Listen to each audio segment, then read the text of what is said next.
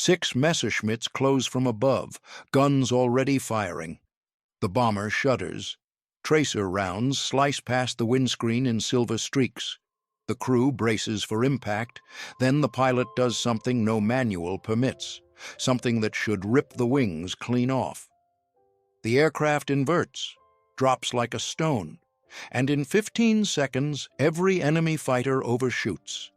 They are alone in empty sky. Survival through defiance. But the questions remain. How did he know it would work? And why did the Air Force try to bury what happened next? Spring of 1943. The skies over occupied Europe belong to the Luftwaffe. American bomber crews fly in tight formations, relying on mutual firepower and altitude discipline. The doctrine is clear: stay in formation, maintain speed, trust the group. Any deviation invites disaster. Fighters exploit chaos. Stragglers die alone. The 8th Air Force loses men faster than it can train replacements. Each mission is a lottery. Flak bursts below, fighters dive from above. The bombers lumber forward, heavy with fuel and ordnance, unable to maneuver like the sleek single-engine hunters stalking them. Survival depends on discipline, on following orders, on doing exactly what the manual prescribes. But manuals are written by men who have never felt tracer fire punch through aluminum at 20,000 feet. They are written in offices, far from the cold, thin air where physics and terror converge. And in that gap between doctrine and reality, men die. The bomber groups operate from English air bases scattered across the countryside, runways carved from farmland, Nissen huts clustered in the mud.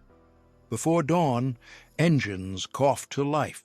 Ground crews swarm the plains, loading bombs, checking fuel lines, sealing gun turrets.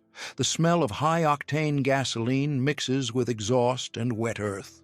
Crews stand in small clusters, smoking, not speaking much.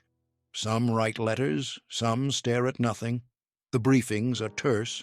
Target location, expected flak concentrations, fighter activity, return routes. The intelligence officers speak in measured tones, but everyone knows the statistics. 1 in 4 won't finish their tour. Some days, the losses are worse. The numbers are abstract until you see the empty bunks, until you hear the silence at breakfast. The bombers lift off in sequence, forming up over the channel. The formation tightens, wings tucked close. Sunlight glints off plexiglass turrets. From below, they look invincible. From inside, they feel fragile. Thin skin stretched over fuel tanks and bombs. One lucky burst can turn a fortress into a fireball. The Luftwaffe knows this. Their tactics are ruthless and refined. Head-on attacks from 12 o'clock high. Diving passes exploiting blind spots. Concentrated fire on the lead aircraft to scatter the formation. Once the box breaks apart, the wolves pick off the strays. It is mathematics. It is murder. It is efficient. American doctrine offers no escape clause. If you are attacked, you hold course. You trust your gunners. You rely on the formation's combined firepower to drive the fighters away. And if that fails, you pray. The manual forbids evasive maneuvers at altitude. A heavy bomber is not a fighter. It cannot roll, cannot snap turn, cannot dive without structural risk. Or so the thinking goes. But thinking is shaped by assumption, and assumptions are often wrong.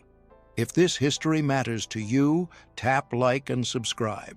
His name was Robert Harper, 24 years old, raised in rural Pennsylvania, the son of a crop duster. He learned to fly before he learned to drive.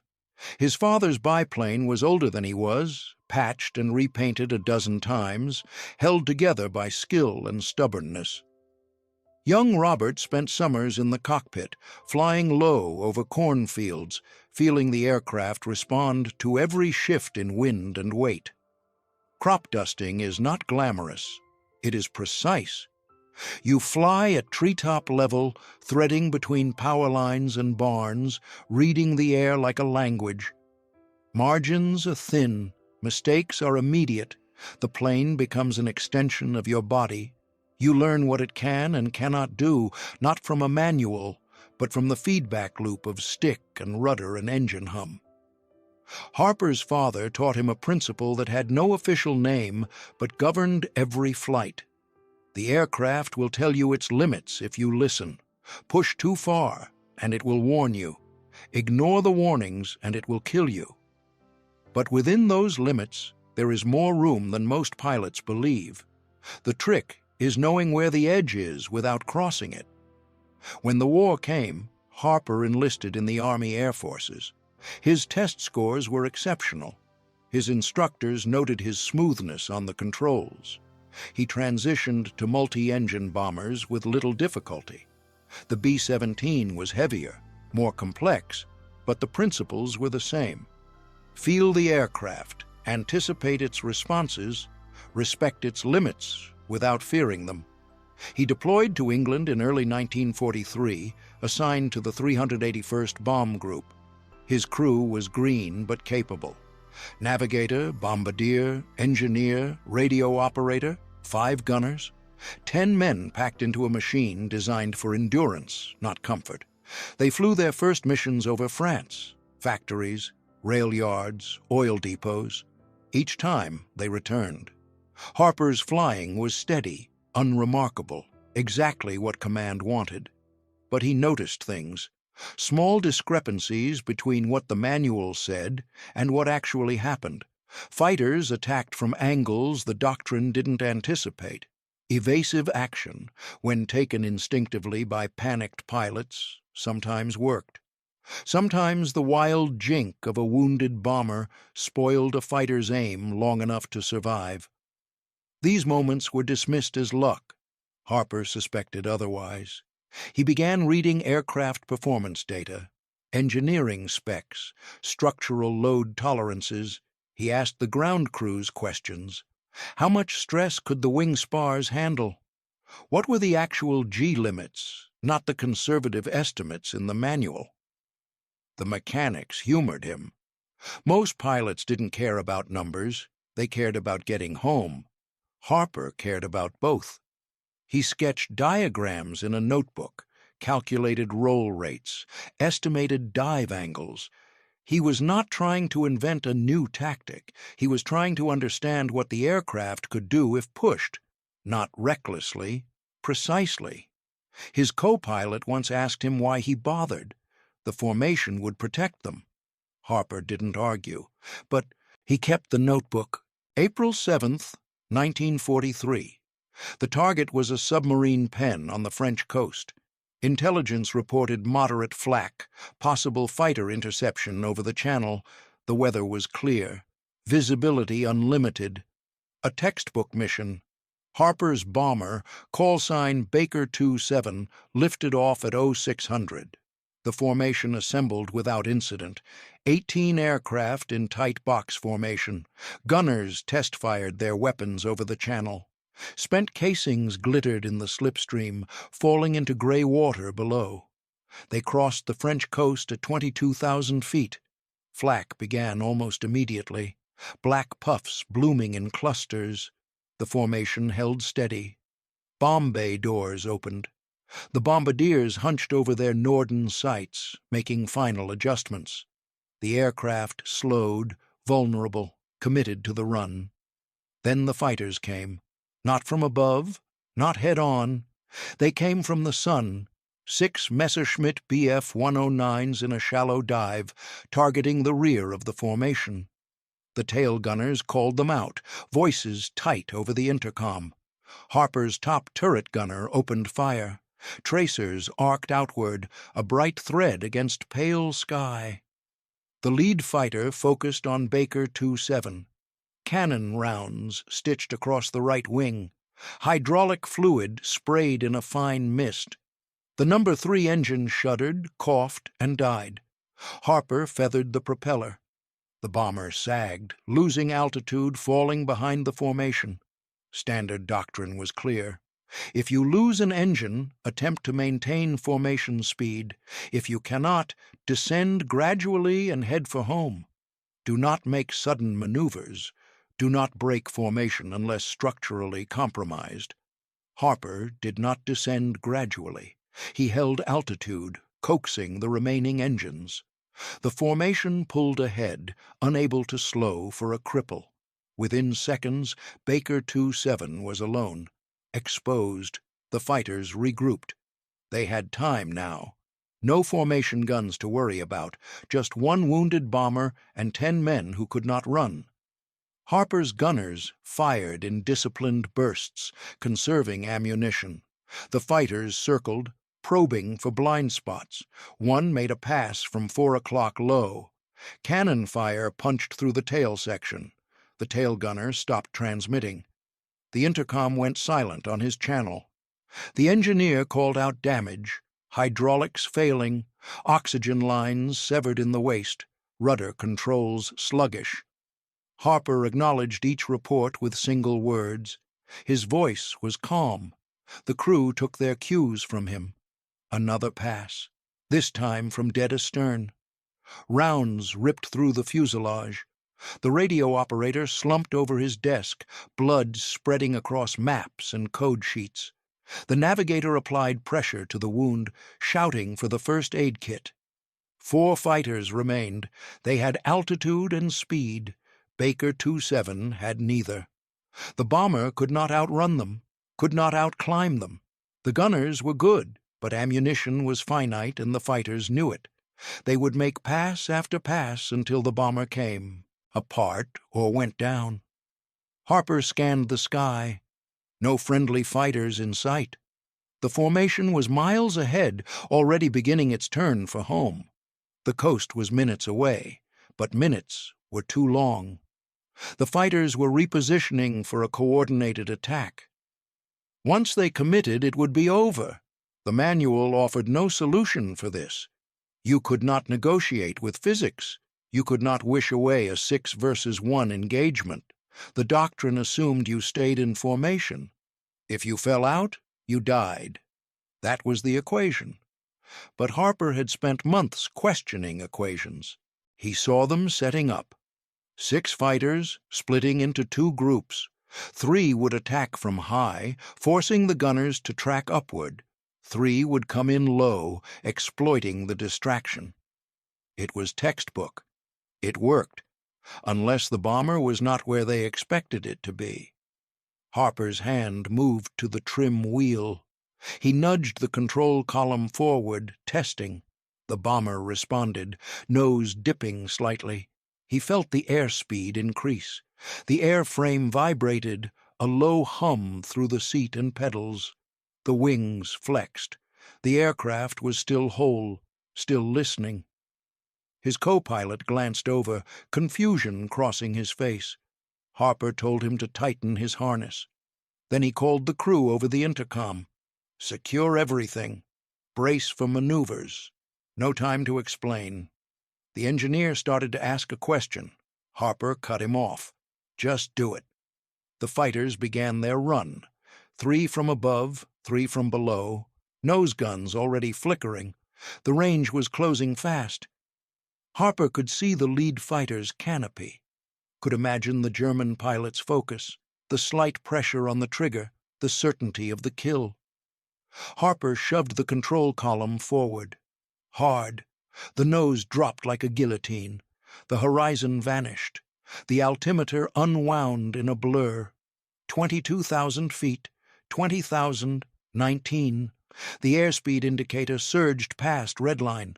The wings groaned under the load. Rivets sang a high metallic note. The co-pilot grabbed the armrests, eyes wide.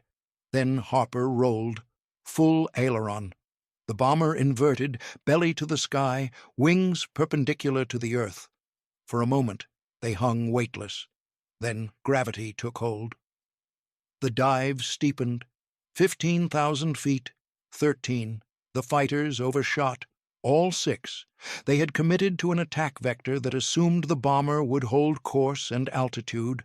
No bomber inverted. No bomber dove vertically. The maneuver was not in their training. It was not in anyone's training. Harper counted 3 seconds. Then he reversed the controls. Aileron back, column centered, power to the remaining engines. The bomber rolled upright, still diving, still accelerating. The wings shook. The fuselage creaked. Somewhere aft, something metal snapped loose and clattered against the interior. He began the pull-out. Smooth, steady back pressure on the column. The nose lifted. The G-forces built. He felt his vision narrow, gray creeping in from the edges. The co-pilot grunted, straining against the pressure. The airframe screamed, but it held. 10,000 feet. 9. The dive flattened. The airspeed bled off. Harper leveled at 8,000 feet, wings steady, engines still running. Above them, 6 fighters circled in confusion. The bomber had simply vanished from their attack cone. By the time they reoriented, Baker 27 was 2 miles away, low and fast, heading for the channel at full throttle. The fighters did not pursue. Fuel was limited. The bomber was no longer an easy kill. They turned back toward occupied France, leaving the crippled fortress, to limp home. Harper checked his instruments. Airspeed normal, altitude stable, 3 engines running rough but functional. He called for damage reports. The crew responded one by one, voices shaky, disbelieving. The tail gunner was dead. The radio operator was unconscious but alive. Everything else was intact. The co-pilot stared at Harper. He asked how Harper knew the wings wouldn't fold. Harper said he didn't. Not for certain. But he knew they wouldn't fold at that speed and that angle if the pullout was smooth. The math worked. The structure was sound. And there was no other choice. They crossed the channel in silence. The English coast appeared through haze, green and impossibly calm. Harper guided the bomber to their home field. Gear down, flaps extended. The landing was smooth. The crew climbed out slowly, legs unsteady, hands still trembling. Ground crews ran to meet them, eyes fixed on the shredded tail, the holed fuselage, the blood on the waist gun windows. Harper shut down the engines. He sat in the cockpit for a long moment, hands resting on the control column. Then he pulled out his notebook and wrote down everything that had happened. The debriefing was tense. Intelligence officers listened to Harper's account without expression. They asked him to repeat the sequence of the maneuver. He did. They asked if he had been trained to perform inverted dives in a B-17. He had not. They asked if he understood that such a maneuver violated operational guidelines. He did. The squadron commander was present, a career officer, older, cautious. He told Harper the maneuver was reckless, that he had endangered his crew, that he was lucky the aircraft hadn't disintegrated. Harper did not argue. He simply said that staying straight and level would have killed them all. The fighters had the advantage. The only option was to change the equation. The commander asked what he meant by that. Harper explained the geometry. The fighters' attack vector, the time required for them to reacquire a target after an overshoot, the structural tolerances of the B-17 under negative and positive G-loads. He cited the engineering data, the load factors, the margin between redline and failure. The officers exchanged glances. This was not the language of a reckless cowboy. This was analysis, deliberate, informed, but it was still unauthorized. The commander told Harper he would consider recommending a commendation for bringing his crew home, but he also made it clear that the maneuver was not to be repeated. Doctrine existed for a reason. Individual initiative could not replace coordinated tactics. If every pilot started improvising, formations would collapse, chaos would follow, the war would be lost. Harper acknowledged the order. He did not mention the notebook. Over the following weeks, rumors spread through the bomber groups. A pilot had inverted a fortress, dodged 6 fighters, brought his crew home against impossible odds. The story grew in the telling, embellished, distorted. Some pilots dismissed it as fantasy. Others were curious. A few quietly asked Harper how he did it. He shared what he knew, not as a tactic, as information. He showed them the performance charts, explained the physics, emphasized the risks. The maneuver was not a magic trick. It required precision. It required understanding the aircraft's limits. It required accepting that sometimes the manual was wrong. Some pilots tested pieces of it. Steeper dives during attacks, sharper banks. Nothing as extreme as a full inversion, but deviations nonetheless. And they found that the aircraft could handle more than doctrine allowed. That agility, even in a heavy bomber, was possible. Command noticed. Losses in Harper's squadron were lower than average. Crews were returning from encounters that should have been fatal. The tactics were irregular, but the results were difficult to ignore. An engineering team was dispatched from Wright Field. They interviewed Harper, reviewed his notes, ran stress tests on returned bombers. They confirmed that the B-17 could, under specific conditions, sustain maneuvers beyond its published limits. The safety margins, built into the design, were more conservative than necessary. The aircraft was tougher than anyone realized, but toughness alone was not enough. The maneuvers required skill and judgment. Pushing the aircraft too far would still result in structural failure. The line between survival and catastrophe was thin. Most pilots lacked the experience to walk that line safely. The engineering team recommended against codifying the maneuver into doctrine. Too risky, too dependent on individual skill. Better to maintain formation discipline and accept the statistical losses. Harper was not surprised. Institutions resist change, especially when change originates from the bottom. He continued flying missions, continued surviving, and quietly other pilots continued learning. By the summer of 1943, the air war over Europe had shifted. The Luftwaffe was still deadly, but American bomber crews were adapting. Formations flew tighter, gunners improved, escort fighters began appearing in greater numbers, and a small but growing number of pilots had learned that their aircraft could do more than the manual claimed. The impact was difficult to quantify.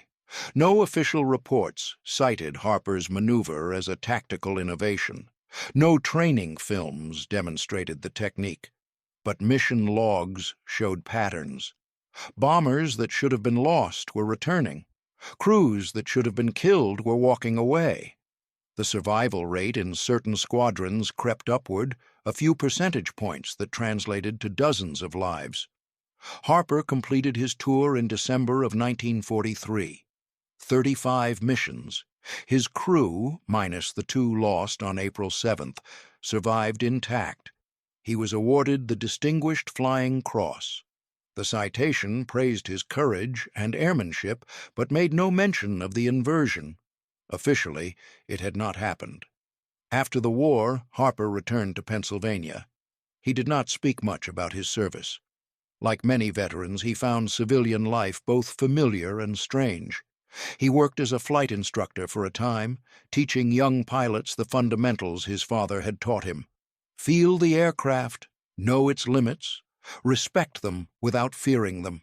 In the decades that followed, aviation technology advanced far beyond the war years.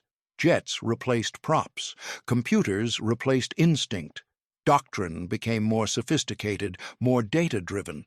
The idea of a pilot improvising a combat maneuver in a heavy bomber seemed quaint, almost reckless by modern standards. But the principle remained. Systems fail, plans collapse. Survival often depends on someone willing to question assumptions and act when the manual offers no answers. Harper's maneuver was not about breaking rules. It was about understanding them well enough to know when they no longer applied. Historians later studied the air campaign over Europe, analyzing loss rates and tactical evolution. Some noted the anomalies in certain squadrons, the unexplained survivals, the scattered reports of unconventional maneuvers. A few researchers tracked the pattern back to Harper, to that April mission. to 15 seconds that should not have worked. The records were fragmentary. The official narrative had moved on, but the evidence was there for those who looked: pilots who flew with Harper, ground crews who repaired his aircraft, engineers who quietly revised their load estimates after reviewing the data he provided. One historian interviewed Harper in the early 1980s. By then, he was in his 60s, still flying occasionally, crop dusters and small charters. When asked about the maneuver, he downplayed it, said he got lucky, said the aircraft did the work. But when pressed, he admitted something else. He said that in war, you learn quickly that authority and expertise are not the same thing, that the people making the rules are often far from the problem, that survival sometimes requires you to trust your own judgment over someone else's certainty. He did not advocate recklessness. He advocated competence. And competence, he said, means knowing what you don't know and being willing to learn even when it contradicts what you were taught. The interview was never published. Harper did not seek attention. He had no interest in being remembered as a maverick or a hero. He had simply been a pilot who understood his aircraft and refused to accept that death was inevitable. Robert Harper died in 1994. The obituaries were brief: veteran, pilot, instructor. The war was mentioned in passing, a line in a long life. No monuments were erected, no airfields named in his honor. The story of Baker 2-7 faded into the vast archive of unremembered moments that collectively shaped the outcome of the war. But the lesson persists. In every conflict, in every crisis, there are people who see what others miss, who question when questioning is dangerous, who act when action seems impossible. They are not reckless, they are precise. They understand the system well enough to know when the system is wrong. Harper's 15 seconds were not magic. They were physics, skill, and the willingness to test an idea when the cost of inaction was certain death. He did not invent a new technology. He did not command armies. He simply flew his aircraft better than anyone thought possible, and in doing so, he expanded the boundaries of what could be done. The broader legacy is harder to measure. How many pilots survived because they learned from Harper? How many missions succeeded because someone dared to deviate from doctrine? The numbers are unknowable. The ripple effects of individual courage rarely appear in official histories, but wars are not won by doctrine alone. They are won by the accumulated decisions of individuals under pressure, making choices that textbooks cannot anticipate. Harper's story is one thread in that larger tapestry, a reminder that innovation often comes from the edge, from the people closest to the problem, from those willing to risk censure for the chance to survive. The B-17 that Harper flew on April 7th, Baker 2-7, was repaired and returned to service. It flew 40 more missions before being scrapped in 1945. The wings that should have folded held firm every time. The airframe that should have failed endured. Decades later, aviation engineers would study wartime bombers with renewed interest. They marveled at the structural resilience, the over-engineering that saved lives, the margins of safety that were greater than the designers ever advertised. Harper had intuited what the data would later confirm. The aircraft was stronger than fear allowed people to believe. In the end, his story is not about defiance for its own sake. It is about the quiet courage required to trust your own analysis when everyone else insists you are wrong. It is about the space between recklessness and caution, where competence and improvisation meet. It is about 15 seconds that redefined what was possible, not because the rules changed, but because one person understood them well enough to see past them. The sky over occupied Europe claimed thousands of lives, but not Harper's. Not that day, because when the doctrine failed, when the formation scattered, when the fighters closed in, he did not accept the inevitable. He calculated. He acted, and he lived. That is the inheritance, not fame, not recognition, but the stubborn insistence that survival is a choice, even when the odds suggest otherwise. That knowledge matters, that precision matters, that sometimes the only way forward is through a maneuver no one believes is possible. Harper never sought to be a legend. He was simply a crop duster's son who learned to listen to his aircraft, who trusted math over fear, and who proved that the line between life and death is often thinner and more negotiable than anyone dares to imagine.